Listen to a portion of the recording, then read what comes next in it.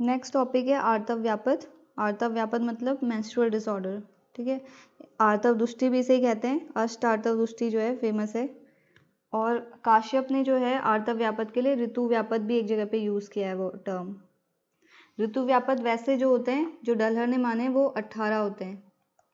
ऋतु व्यापद वो वाले ऋतु व्यापद क्या होते हैं, वो सीजनल डिस्टर्बेंसेस होते हैं। मतलब जैसे शिशिर, वसंत, ग्रीष्म, वर्षा, शरद, हेमंत, जो ये ऋतुएं होती हैं, 6 ऋतुएं, इनके अतियोग से, अयोग से और मिथ्या योग से जो 18 व्यापद हो जाते हैं, उनको ऋतु व्यापद कहते हैं। तो वो जो सीजनल ऋतु व्यापद है, उनको ये इस वाले ऋतु व्यापद से कंफ्यूज नहीं करना है। ये सिर्फ काश्यप ने ही बोला है आर्तव व्यापद के लिए ऋतु व्यापद, वो भी एक ही जगह पे बोला है, ठीक है। नेक्स्ट देखते हैं संख्या, कितने कितने माने हैं आर्तव व्यापद या आर्तव दुष्टि, कितनी किस आचार्य ने कितनी मानी है। चरक ने तो उल्लेख नहीं किया आर्तव व्यापद का, ठीक है। सुश्रुत ने बोली है 8 आर्तव व्यापद, वाग्भट ने बोला है 8 आर्तव व्यापद। तो सुश्रुत के 8 होते हैं, वात, पित्त, कफ, 3 तो दोष हो जाएंगे, फिर एक कुणपगंधी, ग्रंथि, पूतिपुए, क्षीण और मूत्रपुरीष। वाग्भट के भी यही 8 हैं। 10 वाग्भट में दोनों ही आ गए, अष्टांग हृदय और अष्टांग संग्रह, दोनों ने 8 बोले हैं। थोड़ा थोड़ा इन्होंने थोड़ा सा डिफरेंस है कि पूतिपुए के लिए अष्टांग वाग्भट ने, मतलब दोनों नहीं, अष्टांग संग्रह अष्टांग हृदय दोनों ने पुए यूज किया है। पूतिपुए की जगह इन्होंने पुए आर्तव वृष्टि मानी है, ठीक है। और मूत्रपुरीष की जगह अष्टांग हृदय ने मल सदृश्य आर्तव वृष्टि मानी है, मल सदृश्य। इसके अलावा बाकी सब वाग्भट के जो हैं सुश्रुत की तरह है। वाग्भट में हम दोनों ले रहे हैं, अष्टांग संग्रह एंड अष्टांग हृदय। ओके, नेक्स्ट देखते हैं क्या क्या है आर्तव व्यापद, इनके लक्षण। सबसे पहले वातस देखते हैं। तो अष्टांग सुश्रुत ने और अष्टांग हृदय ने जो है वो वात की तरह ही उसके लक्षण होंगे, ऐसा बोला है, बस एक्सप्लेन नहीं किया है कि क्या होगा। वात सुश्रुत का देखेंगे तो सुश्रुत ने बोला है उसकी वात की तरह वर्ण होगा, वात की तरह उसमें वेदना होगी, तो वो वातज आर्तव वृष्टि है। अष्टांग हृदय ने भी यही बोला है कि स्वलिंग दोष, मतलब जिस दोष से हो रहा है उसके अकॉर्डिंग उसमें लक्षण होंगे। अष्टांग संग्रह ने थोड़ा इलेबोरेट किया है कि वात का क्या लक्षण होता है। तनु होता है, पतला होगा, रुक्ष होगा, फेनिल होगा, ठीक है, उसमें झाग होगा, अरुण वर्ण का होगा, अल्प होगा और विच्छिन्न होगा। मतलब विच्छिन्न मतलब स्कैटर्ड या फटा फटा सा, ठीक है। ब्लड क्लॉट मिक्स जैसे कह सकते हैं, अगर ब्लड क्लॉट्स भी आ रहे हैं साथ में, ठीक है। और रुझा बहुत होगी उसमें, पेन बहुत होगा, तो और देर से निकलने वाला होगा वो आर्तव, ठीक है, धीरे धीरे देर से निकल रहा होगा। चिराज निश्चीयते, तो यही जैसे वात के जैसे नॉर्मल लक्षण होते हैं वही इसमें होगा। तनु होगा, रुक्ष होगा, फेन युक्त होगा, अरुण वर्ण का होगा, अल्प होगा, वात से अल्प ही होता है, विच्छिन्न होगा, स्कैटर्ड बोल सकते हैं उसे, या फिर मतलब फटा सा, या फिर ब्लड क्लॉट मिक्स, रुजा के साथ होगा, सरुज, और चिराज निश्चीयते मतलब देर से निकलने वाला होगा। ये इंपॉर्टेंट है, ये याद रखना, चिराज निश्चीयते, ठीक है। नेक्स्ट पित्तज है। तो पित्तज में भी सुश्रुत ने और अष्टांग हृदय ने सेम बोल दिया कि पित्त की वर्ण और वेदना के साथ जो होगा वो पित्तज है, पित्तज आर्तव वृष्टि है, ठीक है। अष्टांग हृदय ने भी स्वलिंग दोष। अष्टांग संग्रह ने इलेबोरेट किया कि पीत नील वर्ण का होगा और दाह के साथ जो प्रवर्तन जिसका होगा, जिस मेंस्ट्रुअल ब्लड का दाह होगी, जिसमें बर्निंग सेंसेशन होगी, वो होगा पित्तज आर्तव व्यापद। नेक्स्ट है श्लेष्मा। सेम है, सुश्रुत ने श्लेष्मा की तरह से वर्ण वेदना होगी उसमें, स्वलिंग दोष अष्टांग हृदय के अकॉर्डिंग।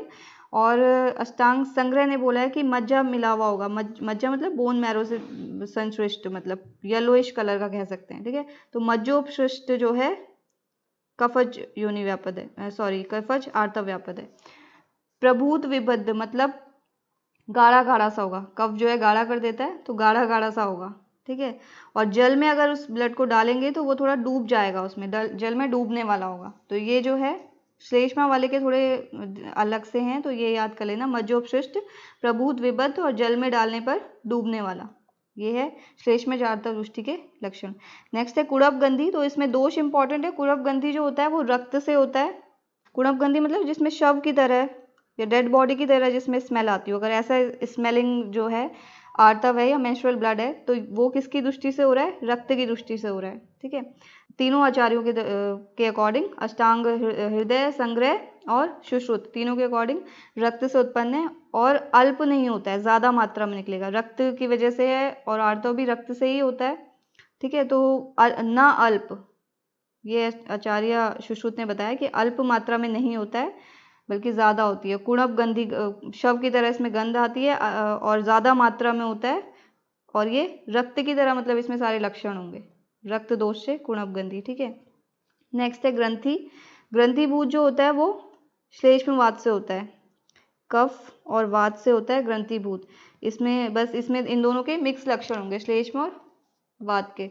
तो कफ वात से याद कैसे रखोगे, जैसे कि केवी स्कूल होता है, केंद्रीय विद्यालय, तो इसमें जो है ग्रंथ पढ़ाए जाते हैं, स्कूल्स में ग्रंथ ही पढ़ाते हैं, तो केवी में ग्रंथ पढ़ाते हैं, इससे याद रखना। ग्रंथिभूत में जो है कफ और वात दोष है। फिर नेक्स्ट आता है पूतिपुए। इसमें एक चीज डिफरेंस है, पूतिपुए इसे बोला है सुश्रुत ने, ठीक है। अष्टांग हृदय और अष्टांग संग्रह ने इसे पूतिपुए ना बोल के सिर्फ पुए बोला है, ठीक है। तो इसमें दोष देखते हैं, पूतिपुए में जो दोष हैं वो हैं पित्त और कफ, पीके। ये है अष्टांग संग्रह और सुश्रुत के अकॉर्डिंग। सुश्रुत और अष्टांग संग्रह ने जो है पूतिपुए में जो है पीके दोष बोले हैं। तो पीके मतलब ड्रिंक करके, तो ड्रिंक करके जो है स्मेल आती है बहुत, जो लोग ड्रिंक करते हैं उनसे, ठीक है। तो पूती का मीनिंग भी वही होता है, तो पूतिपुए मतलब पीके, मतलब इससे कोरिलेट करके ऐसे लर्न कर लेना, ठीक है। और इसमें एक चीज़ और याद रखनी है कि अष्टांग हृदय का अगर पूछा जाता है कि पूतिपुए या पुए पूछा जाएगा सिर्फ, क्योंकि उसने पुए बोला है। पुए में क्या दोष है, तो इसमें रक्त पित्त दोष है, ठीक है, आरपी। ये इंपॉर्टेंट याद रखना, अष्टांग हृदय ने पूतिपुए में रक्त पित्त दोष बोले हैं, ठीक है। और सुश्रुत ने और अष्टांग संग्रह ने पीके बोला है। नेक्स्ट क्षीण आर्तव दृष्टि। तो क्षीण जो है बल जो है कफ से मिलता है, तो क्षीण आर्तव दृष्टि किसकी वजह से होगी, उसके अलावा जो दो दोष बचे वात और पित्त, तो क्षीण आर्तव दृष्टि होती है वात और पित्त की वजह से। तीनों ने सेम बोला है, सुश्रुत ने, संग्रह ने और हृदय ने। नेक्स्ट है मूत्रपुरीश गंधी। मूत्रपुरीश की तरह जिस आर्तव में स्मेल आए, ठीक है, वो जो होगा सन्निपात से होगा। इसको इसमें एक चीज याद रखना कि मूत्रपुरीश को मल सदृश्य बोला है अष्टांग हृदय ने, मूत्रपुरीश ना बोल के मल सदृश्य जो आर्तव दृष्टि होती है वो होती है सन्निपात से। नेक्स्ट है साध्यता असाध्यता। तो ये भी अलग अलग आचार्य, सुश्रुत ने क्या बताई है, संग्रह ने क्या बताई है एंड हृदय ने क्या बताई है, ठीक है। तो साध्या देखते हैं। सबसे पहले सुश्रुत ने बोला है वात पित्त कफ जो दोष से हो रहे हैं वीपीके, ठीक है, ये बोले हैं साध्य, और बाकी सभी जो हैं असाध्य हैं। अगर वात पित्त कफ वाला है आर्तव दृष्टि तो साध्य है, बाकी नेक्स्ट बाकी जो है इसके अलावा वो असाध्य हैं। संग्रह का अगर देखते हैं तो संग्रह ने वात पित्त कफ के साथ क्षीण और ऐड कर दिया, ठीक है। संग्रह का भी सेम सुश्रुत की तरह है, बस इसने साध्य में क्षीण और ऐड कर दिया, ये याद रखना, संग्रह ने क्षीण ऐड किया है, ठीक है। और बाकी इसका सेम टू सेम सुश्रुत की तरह, जैसे सुश्रुत ने बोला था अन्य सभी जो हैं असाध्य हैं, बाकी जो भी बचे। हृदय ने थोड़ा डिफरेंट बताया, इन्होंने साध्य तो किसी को भी नहीं बताया, लेकिन इन्होंने बताया कृच्छ साध्य बताया और असाध्य बताया। तो उन्होंने अष्टांग हृदय ने मूत्र पुरुष वाले को, जिसको इन्होंने मल सदृश्य पढ़ा है, इस वाले को जो है असाध्य बोला है, और बाकी इसके अलावा जितने भी हैं उनको कृच्छ साध्य बोला है, ठीक है। तो डिवीजन दो में ही किया है, सुश्रुत और संग्रह ने साध्य और असाध्य माना है, ठीक है। हृदय ने कृच्छ साध्य और असाध्य माना है। सुश्रुत ने जो है वात पित्त कफ साध्य बोला है और बाकी सब असाध्य बोला है। संग्रह ने वात पित्त कफ और क्षीण इसको साध्य बोला है और बाकी सबको असाध्य बोला है। हृदय ने मूत्र पुरुष को असाध्य बोला है और बाकी सबको कृच्छ साध्य बोला है। नेक्स्ट इसकी चिकित्सा देखते हैं। तो सामान्य चिकित्सा तो जो है आर्तव दृष्टि की वो होती है उत्तर बस्ती, ठीक है। विविध उत्तर बस्ती देंगे आर्तव दृष्टि में, और शुक्र दोषर औषधियों का भी प्रयोग करेंगे, ठीक है। इसमें जो पथ्य बताया वो याद करने की चीज है कि शाली अन्न जो है यव, मध्य और मांस, ये आर्तव दृष्टि में पथ्य है, ठीक है। नेक्स्ट दोष स्पेसिफिक चिकित्सा देखते हैं। तो वातज, पित्तज, कफज, रक्तज आर्तव व्यापज जो है, रक्तज मतलब जो कुणपगंधी वाला था, ठीक है, उसमें दोष अनुकूल कल्क, पिचु धारण और प्रक्षालन करेंगे, ठीक है। योनि में धारण करेंगे, या तो पिचु का धारण करेंगे या प्रक्षालन का धारण करेंगे, प्रक्षालन करेंगे योनि प्रक्षालन, या फिर कल्क का धारण करेंगे। ग्रंथिभूत, ग्रंथिभूत ग्रंथ किस में पढ़ रहे थे, केवी में ग्रंथ पढ़ रहे थे। तो कफवात से जो होता है ग्रंथिभूत आर्तव दृष्टि, उसमें पाठा, त्रियुष्ण और वृक्षक का क्वादपान कर रहे थे। इसको याद करते हैं पीवीटी, पाथा, वृक्षक, त्रिव्यूष्ण। पीवीटी होती है गायनी की बुक, जो एक मात्र बुक है गायनी की। तो पीवीटी जो है, पीवीटी में भी पीवीटी ने भी ग्रंथि लिखा है ना, गायनी की बुक लिखी है पूरी। तो पीवीटी याद रखना, ग्रंथिभूत में जो है केवी में ग्रंथ पढ़ाते हैं और पीवीटी मैम जो है उन्होंने भी एक ग्रंथ लिखा है गायनी का, ठीक है। तो ग्रंथिभूत में पाठा, वृक्षक और त्रयोष्ण इसका क्वाथ पान करते हैं। नेक्स्ट है दुर्गंधी, पूय संकाश और मज्ज तुल्य अगर आर्तव, अगर उसमें दुर्गंध आ रही है, पूय भी है और मज्जा मिश्रित भी है वो आर्तव, ठीक है। तो उसमें भद्रशीय और चंदन क्वाथ इसका पान करते हैं, ठीक है। भद्रशीय और चंदन, चंदन तो पता ही है खुशबू वाला है, भद्रशीय भी इससे याद रह जाएगा, इतना टफ नहीं है। नेक्स्ट है आर्तव 6। अच्छा, अष्ट आर्तव दुष्टि यहाँ पे ये फिनिश हो गई। अष्ट आर्तव दुष्टि में एक चीज रह गई, हेतु। हेतु जो है इसके किसी आचार्य ने ऐसे डिफरेंस से माने नहीं है, आर्तव व्यापक के लिए कोई स्पेशल हेतु नहीं बताए हैं। बस काश्यप ने जो है अलग अलग जगहों पे कुछ बातें बोली हैं जो कि इसके हेतु लिए जा सकते हैं। जैसे उन्होंने एक जगह पे बोला कि रजस्वला को नस्य देने से, अगर रजस्वला स्त्री है उसको नस्य दे रहे हैं तो उसे ऋतु व्यापत हो जाता है, तो रजस्वला को नस्य देना इसका निदान लिया जा सकता है हेतु, ठीक है।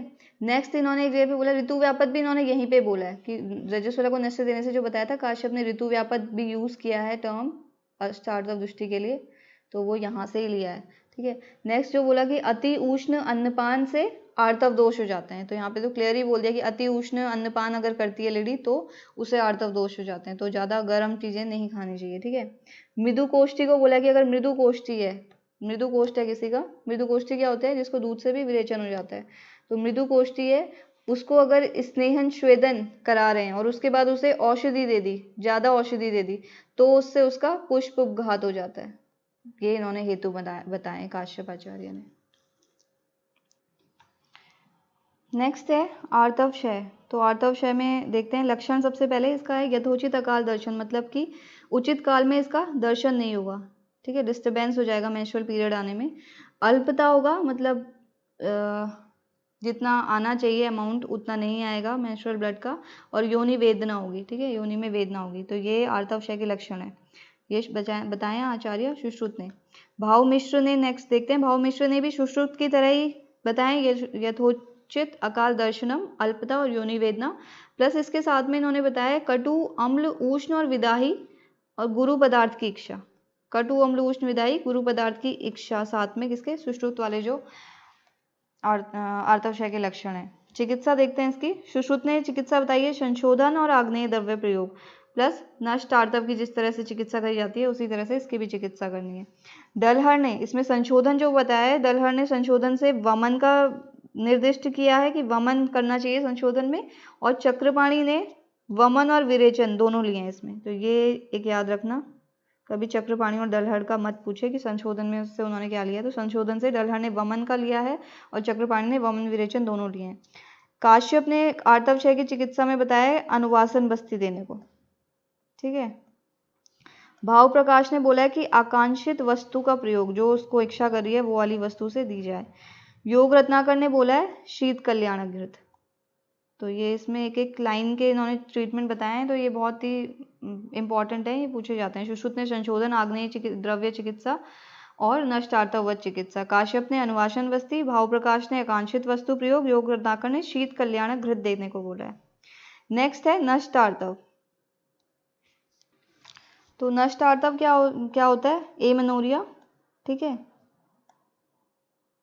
अगर मेंसेस नहीं आ रहे हैं तो हो गया नष्ट आर्तव। इसका कारण क्या बताया कि दोषों द्वारा जब मार्ग का जो है आवृत हो जाता है, दोष जो है मार्ग आवृत कर लेते हैं तो तब नष्ट आर्तव हो जाता है। दोष कौन से होते हैं, वात और कफ, ठीक है, तो यहाँ पे भी याद रखना वात और कफ के भी हैं यहाँ पे भी दोष, नष्ट आर्तव में दोष वात और कफ, तो ये कहाँ पे वो करते हैं, आर्तव वह शिरा जो होती है उसके मार्ग में अवरोध कर देते हैं। कौन से दोष, वात कफ, और कहाँ पे अवरोध करते हैं, आर्तव वह शिरा का जो है वो उसका मार्ग अवरोध कर देते हैं, तो नष्ट आर्तव हो जाता है, आर्तव नहीं दिखाई देता। भाव प्रकाश ने जो है वात के 80 विकारों में रजोनाश का उल्लेख किया है, ठीक है, रजोनाश का उल्लेख भाव प्रकाश के अकॉर्डिंग पूछेगा किसमें किया है, वात पित्त कफ, तो वात के 80 विकारों में उल्लेख किया है।